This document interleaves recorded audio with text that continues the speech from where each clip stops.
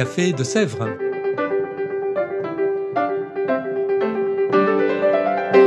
Au Café de Sèvres, on discute philosophie et théologie.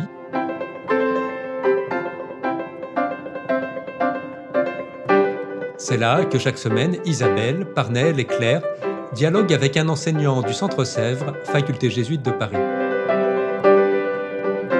L'émission d'aujourd'hui est animée par Parnell Ledaga.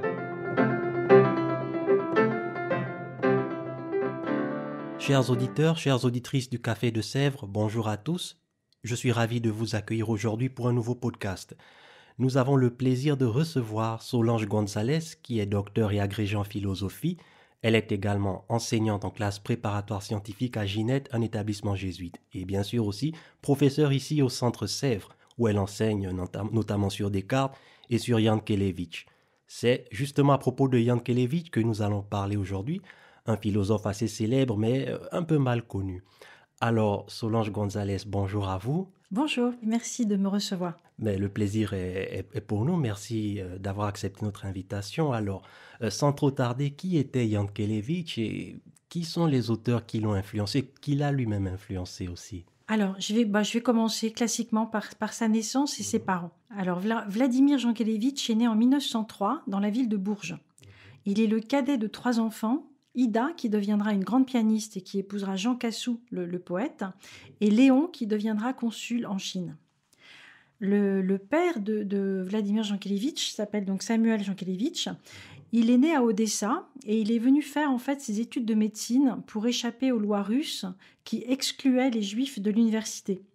Et c'est justement à l'université de Montpellier où il rencontre celle qui va devenir sa femme, Anna Rhys, qui est aussi d'origine russe et qui a quitté son pays pour elle aussi faire des études de médecine. Alors, ce qui est intéressant, c'est que Samuel Jankélévitch, donc le papa, il est médecin bien sûr, mais il a aussi une véritable activité intellectuelle en plus de son travail de médecin. Il traduit en français les principales œuvres de Schelling, de Hegel, de Freud, et il publie quelques articles dans des revues de philosophie, mais également des essais. Oui, c'est impressionnant, et donc on peut dire que Jankélévitch vit dans un environnement qui est propice à l'absorption d'idées, à l'échange d'idées, au débat. Mais c'est également la musique qui prend une grande place dans cette famille. Jankélévitch est initié à la musique au piano très tôt par sa sœur et puis surtout par une tante. Et il deviendra un excellent pianiste. Et par la suite, plusieurs de ses ouvrages seront consacrés aux musiciens qu'il adore. Alors, il y a Ravel, il y a Debussy, il y a Fauré, et puis il y a Albéniz qu'il place tout en haut. Quand il est jeune, évidemment, il est influencé par la littérature russe. Il aime beaucoup Léonid Andreïev, il aime beaucoup Tolstoï, à qui il consacrera un article. Il aime Dostoïevski, évidemment. Et puis après la littérature russe, quand il sera un peu plus âgé, il va être initié à la philosophie russe. Alors là aussi, je vais citer les noms les plus connus, Tchekhov, Troubetskoï, Simon Frank, Berdiaïev ou encore Soloviev. Cette initiation à la littérature et puis surtout à la philosophie russe, en fait, va donner une inclination quelque peu irrationnelle à sa pensée. En tout cas, il va baigner il va être influencé par un type de pensée qui n'est pas totalement irrationnel, bien entendu, puisqu'il s'agit de philosophie, mais en tout cas un type de pensée qui est sensible à décrire des événements, des réalités qui échappent à la pensée rationnelle conceptuelle classique. En 1922, il rentre à l'école normale supérieure où il va suivre les cours de Léon Brunswick. Or, précisément, Léon Brunswick incarne un attachement à la rationalité, à la rigueur mathématique. Et Brunswick va très vite constater et le regretter. Il va constater chez Jankélévitch une inclination au romantisme, aux pensées obscures, nocturnes. Et il va sans cesse exiger de lui qu'il combatte cette inclination par une rigueur, par la rigueur de ses analyses. Et lorsque la guerre sera déclarée, lorsque en quelque sorte on peut considérer que le nihilisme romantique allemand aura enfanté du monstre qu'est le nazisme, même si les choses sont un petit peu plus compliquées que ce que je viens de dire, mais en tout cas, Jankélévitch se souviendra des admonestations de son maître. Et il écrira dans une lettre à un condisciple, Louis Bauduc, qui est un grand ami à lui, il écrira une lettre où il annonce la mort de Brunswick. Il écrira la phrase suivante: « Peut-être n'ai-je pas assez aimé Descartes ». Alors, il suit également les cours d'Émile Breillet. Ça, c'est important parce que c'est un très grand antiquisant, un très grand spécialiste de l'Antiquité. Et c'est quelqu'un qui va l'initier à la philosophie grecque et plus spécifiquement à la philosophie de Plotin. Et Jankélévitch va consacrer son diplôme d'études supérieures à Plotin. Un an plus tard, en 1923, il fait la connaissance de la philosophie de Bergson, et puis il fait même la connaissance de Bergson tout court, avec qui il va nouer une véritable relation d'amitié, et à qui il consacrera un livre en 1931, un livre que Bergson appréciera beaucoup. En 1926, donc, voilà, il est reçu premier au concours d'agrégation en philosophie. Il quitte alors la France en 1927 pour devenir professeur à l'Institut français de Prague, où il restera 5 ans. En 1933, il revient donc à Paris pour terminer sa thèse, et c'est une thèse qu'il a consacrée à Schelling. Le titre, c'est « L'Odyssée de la conscience dans la dernière philosophie de Schelling ».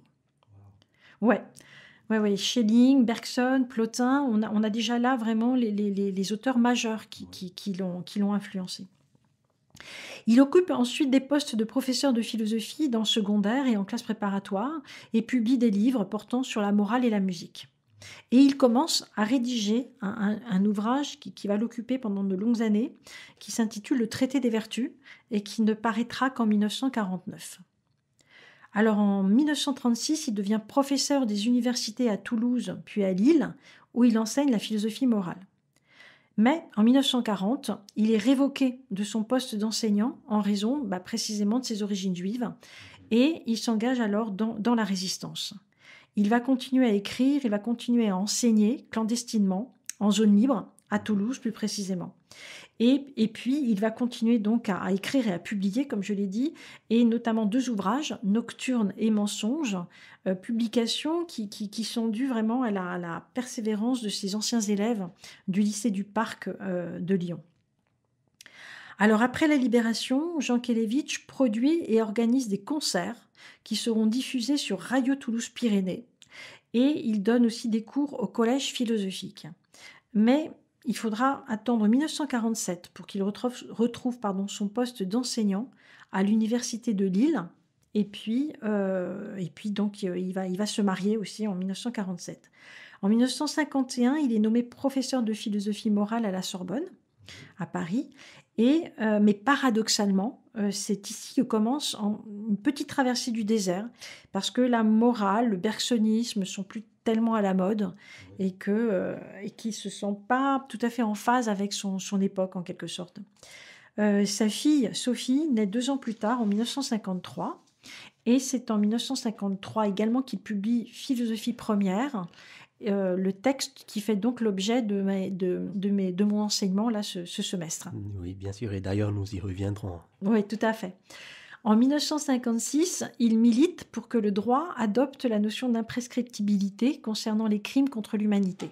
En mai 68, il s'engage aux côtés des étudiants dont il comprend la révolte et dont il sait être proche. Et en 1979, il va militer pour le maintien de l'enseignement de la philosophie en terminale, puisque ce maintien était menacé. Et je vais vite, mais il meurt le 6 juin 1985 et il est enterré au cimetière de Châtenay-Malabry avec sa famille. D'accord. Alors c'est là un parcours vraiment exceptionnel, beaucoup de philosophes qu'il a rencontrés, beaucoup d'expériences, les guerres. Vous avez brièvement évoqué la philosophie première, qui est le titre de l'un de ses ouvrages et sur lequel porte d'ailleurs l'un de vos cours ici au Centre Sèvres. Mais alors, ça veut dire quoi philosophie première? Pourquoi appeler ça philosophie première et pas par exemple philosophie dernière ou voilà? Et pourquoi en fait? Parce que j'ai un peu parcouru le descriptif de votre cours. On parle de cette philosophie aussi comme une philosophie du presque. Pourquoi du presque et pas du tout par exemple? Oui, ce sont des questions vraiment, effectivement très importantes et très, très, alors je vais y répondre, très rapidement Bien sûr. mais elles sont très, très pertinentes. Philosophie première, donc c'est un ouvrage de métaphysique qui s'inscrit qui reprend à Aristote, l'expression de philosophie première. Ça se dit proté philosophia en grec et cette, philosophie première, donc c'est ce que la tradition va nommer métaphysique. Ou encore plus tardivement, au XVIIe siècle, ontologie. Donc, pour le dire très vite, c'est la philosophie première, c'est la science de l'être en tant qu'être. Voilà. Donc, c'est-à-dire qu'il s'agit de définir ce qui constitue le fondement de tous les étangs, par-delà leur diversité. Donc, ce qui fait que les étangs sont. Cette recherche, par exemple, métaphysique, va conduire Platon à postuler l'existence d'une réalité intelligible, immuable, parfaitement identique à elle-même, par-delà les apparences sensibles qui, elles, ne cessent de changer.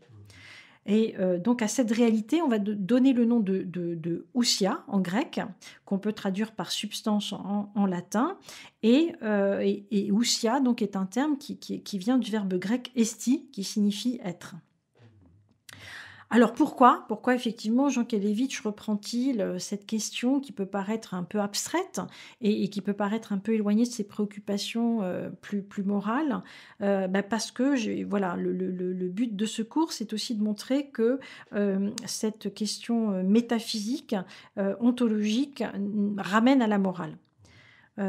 Alors, je l'ai dit, la métaphysique avec Platon, mais déjà avec Parménide, part de l'être, et de l'être sous sa forme la plus massive, la plus compacte, l'être qui est et qui demeure éternellement identique à lui-même.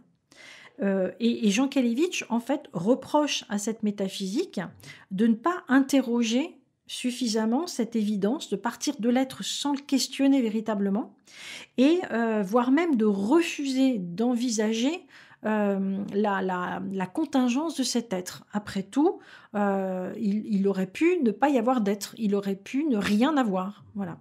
Donc, voilà la question que Jean Kelevitch pose. Elle est à la fois très simple et s'il n'y avait rien plutôt que quelque chose. Voilà.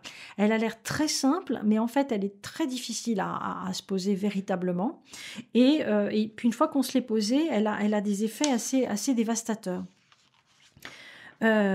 Effectivement, alors comment il la pose cette question et comment je vais aller un peu vite, mais comment il la résout.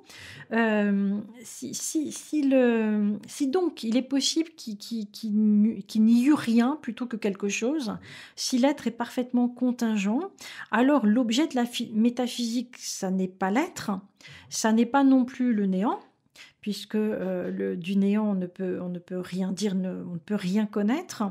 L'objet de la métaphysique, c'est l'émergence de l'être sur le néant, c'est-à-dire la préférence qui est donnée à l'être sur le néant. Cette émergence, ça n'est pas une substance, ça n'est pas une ousia, c'est une action, c'est un acte. Alors à cet acte, Jean Kelevitch va appeler cet acte le faire être. C'est un faire, on est du côté du faire, voilà. Et du coup, je peux maintenant répondre à la deuxième partie de votre question qui portait sur le sous-titre de l'ouvrage. Parce que donc le titre, c'est Philosophie première, introduction à une philosophie du presque. Voilà. Alors pourquoi le presque et pas le tout comme vous me l'avez dit, parce que le tout, c'est Parménide, c'est l'être de Platon, c'est l'être massif c'est l'être pas seulement de Platon, de la métaphysique, c'est cette priorité qui est donnée à l'être dont il faut absolument sortir en évoquant la possibilité du non-être. Voilà. Donc, évoquer la possibilité du non-être, ça revient à poser la question de l'origine de cet être. L'origine de cet être, ça n'est pas un être, sinon on serait reconduit à reposer la question de l'origine de ce nouvel être, et donc on serait dans une régression stérile. Donc cette origine radicale, ça n'est pas l'être, ça n'est pas le néant. Parce qu'encore une fois, à vrai dire, le néant est tout aussi massif et tout aussi impassible que l'être. Et donc, il ne peut rien en sortir, on ne peut rien en penser. Donc, ça n'est pas de l'être, ça n'est pas du non-être. Eh bien, c'est un presque rien. c'est presque rien. C'est pas tout à fait quelque chose, c'est pas tout à fait un être, c'est pas un étang de toute façon, c'est presque rien. Voilà. Donc, c'est pour ça que Jankélévitch a trouvé cette formule qui est au-delà de la poésie qu'elle incarne et métaphysiquement tout à fait pertinente, quoi. Voilà. Et donc, je reviens maintenant, j'ai oublié de le préciser tout à l'heure, je reviens maintenant sur je vous avais dit que la métaphysique n'était pas éloignée de la morale. Enfin, la métaphysique de Jankélévitch était en définitive une morale. Bien, précisément, c'est par la qualification de cette origine de l'être en termes d'acte, d'action, de faire. Cette action qui fait être, qui donne de l'être, qui donne une réalité, c'est précisément ce que Platon appelait le bien. Cette idée du bien qui, selon la formule de Platon dans la République, se situe donc epekainates ousias, par-delà toutes les essences. Voilà, c'est l'objet, c'est le sujet de la métaphysique, de la métalogie de Jankélévitch. Donc on le voit, le bien pour lui, ça n'est pas une idée, ça n'est pas une super idée, une super essence, c'est simplement le fait qu'il y ait quelque chose plutôt que rien. Le fait du il y a. Et il emploie souvent cette formule du il y a. Donc, qu'il y ait quelque chose plutôt que rien, que je vive plutôt que pas, que vous viviez plutôt que pas. Voilà ce dont il faut tout d'abord s'étonner et puis après se réjouir. Voilà.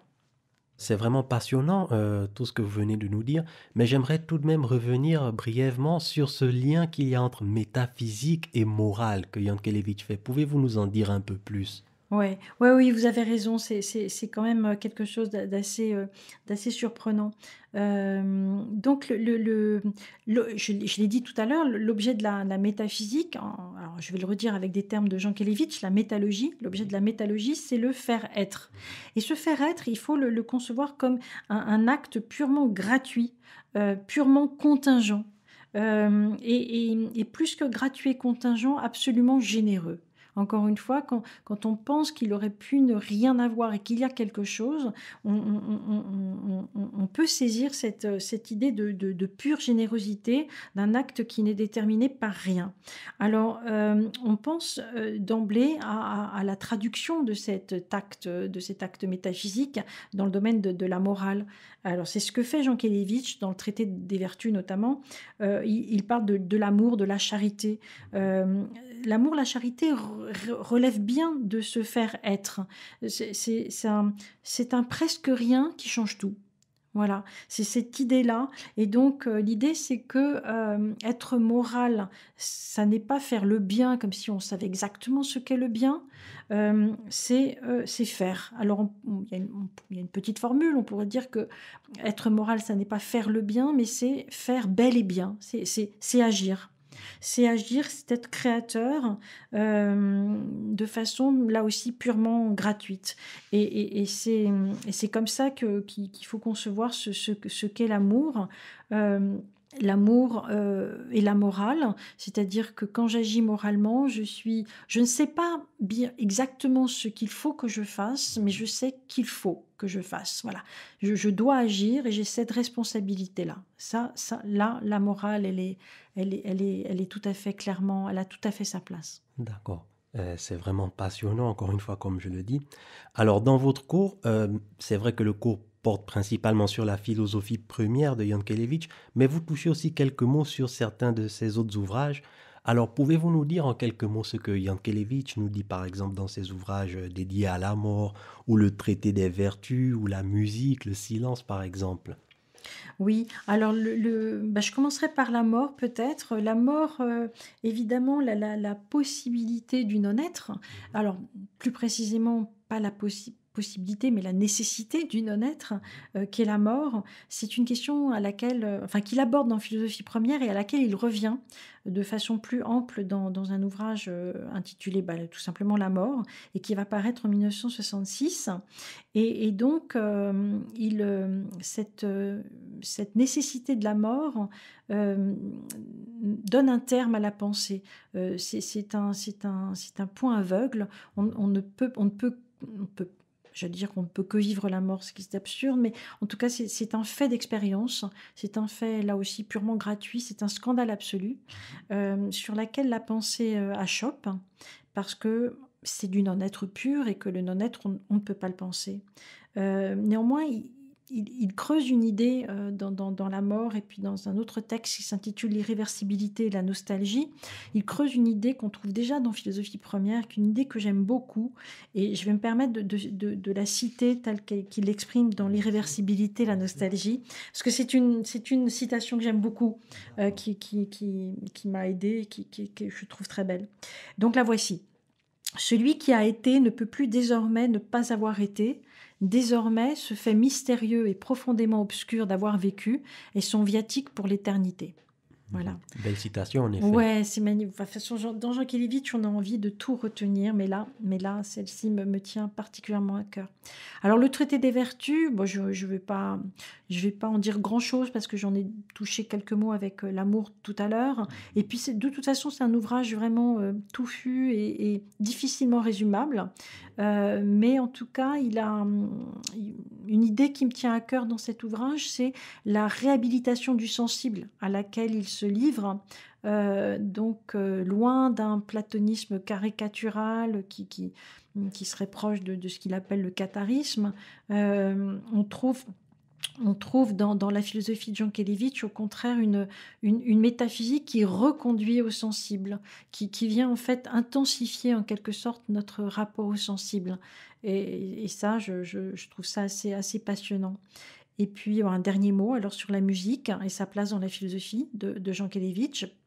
Sa place dans sa vie, je l'ai indiqué rapidement, mais elle avait une très très grande place. Il se mettait très souvent au piano, si on en croit les témoignages. Alors, la musique, c'est parce que la musique, elle a affaire à ce dont le langage ne peut parler, justement.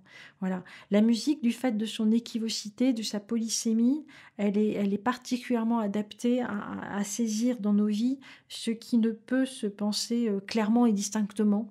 Donc la musique pour lui était un langage particulièrement adéquat, un langage et au-delà une véritable expérience, mais c'était vraiment une façon pour lui de rentrer en contact et de pouvoir exprimer des émotions et des états d'être qui échappent à la pensée, au logos philosophique. Voilà. D'accord. Alors, en tous les cas, Jankélévitch est un philosophe vraiment exceptionnel. Là, il ne s'agissait que d'une brève introduction, mais oui, tout à fait. Voilà, c'est vraiment passionnant. Mais merci infiniment, Solange Gonzalez, d'avoir accepté notre invitation et de nous avoir fait découvrir ce fantastique philosophe. Je vous en prie. J'espère que ça vous donnera envie d'aller un petit peu plus loin. Ah oui, je l'espère aussi. Et quant à vous tous, chers auditeurs et auditrices du Café de Sèvres, je vous remercie pour votre écoute et votre fidélité. Nous nous donnons rendez-vous dans 2 semaines. D'ici là, portez-vous bien et à très bientôt.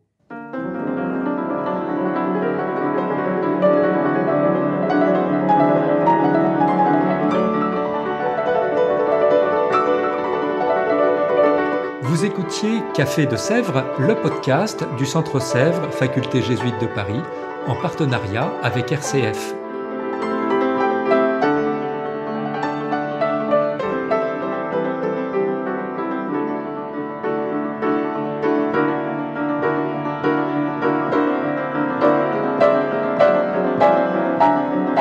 Pour ne rater aucun épisode, abonnez-vous sur votre application préférée. Spotify, Deezer, Apple Podcast ou Google Podcast.